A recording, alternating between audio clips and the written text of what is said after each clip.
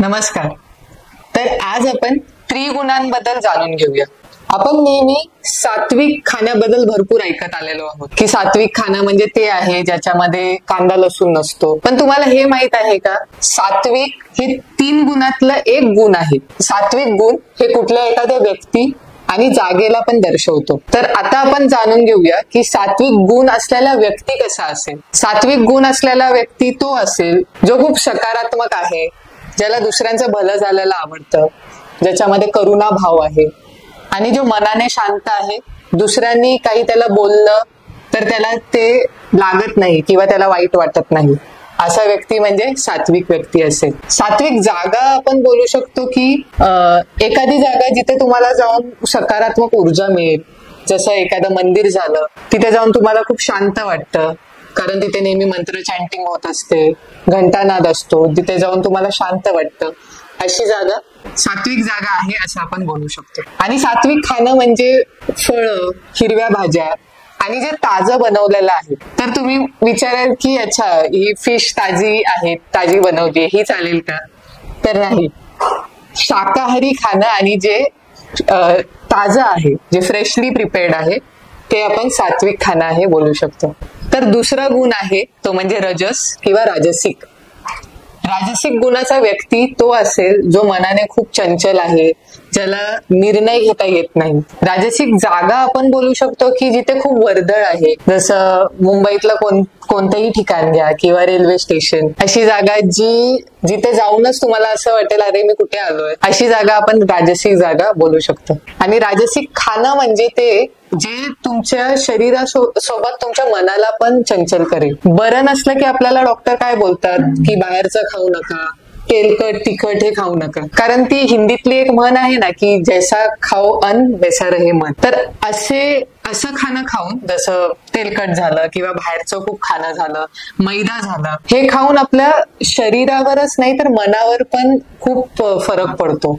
आपलं मन चंचल होतं. तर असं अन्न ज्याने आपलं मन चंचल होईल ते राजसिक अन्न बोलू शकतो. तर तमस किंवा तामसिक गुण असलेला व्यक्ती कसा असेल? ह्या व्यक्तीला दुसऱ्यांचं भलं झालेलं आवडत नाही, जो खूप नकारात्मक आहे, दुसऱ्यांचं मी नुकसान कसं करू हा विचार करणारा व्यक्ती म्हणजे तामसिक व्यक्ती आपण बोलू शकतो. तामसिक जागा ती असेल जिथे जाऊन तुम्हाला खूप नकारात्मक ऊर्जा वाटेल, असं वाटेल की मी इथून कधी पळून जाऊ. आणि तामसिक खाणं ते असेल जे शिळं अन्न आहे किंवा जे खाऊन तुमचं पोट बिघडण्याची शक्यता आहे, जे खाऊन तुम्हाला खूप सुस्त वाटेल, ते म्हणजे तामसिक अन्न झालं. तर हे जाणून घ्या की आपल्या सगळ्यांमध्येच हे 3 गुण आहेत, पण आपल्या सगळ्यांमध्येच एक गुण जास्त प्रमाणात असतो. उदाहरण द्यायचं झालं तर एखाद्या व्यक्तीमध्ये 70% सत्वगुण असेल, 20% रजस आणि 10% तामसिक गुण असेल.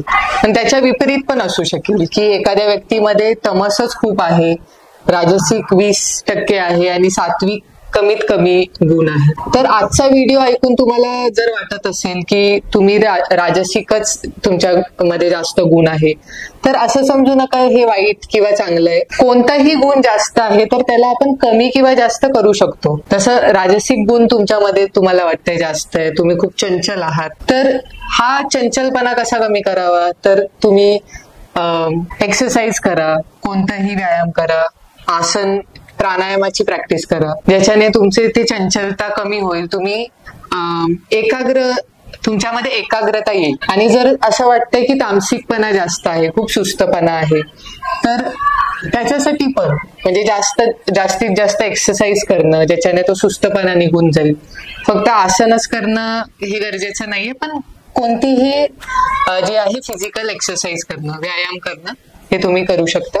आणि जो नकारात्मक भाव आहे तो काढण्यासाठी चॅन्टिंग करणं, मंत्राचं उच्चारण करणं किंवा कर्मयोग करणं, कुठल्याही कामामध्ये बिझी होऊन जाणं, याच्याने तुमची नकारात्मकता कमी होईल. तसंच चांगलं खाणं, फळं खाणं, हिरव्या भाज्या खाणं, याच्याने पण तुमच्या मनावर खूप फरक पडतो, कारण हे सगळं एकमेकाशी संबंधित आहे. तर जर तुम्ही चांगलं खाणं खाताय, रोज व्यायाम करताय, तर याचा प्रभाव तुमच्या आयुष्यावर आणि मनावर पण दिसून येईल. तर आजचा व्हिडिओ तुम्हाला कसा वाटला हे मला नक्की कळवा आणि नेहमीप्रमाणेच नियमित अभ्यास करत राहा. धन्यवाद.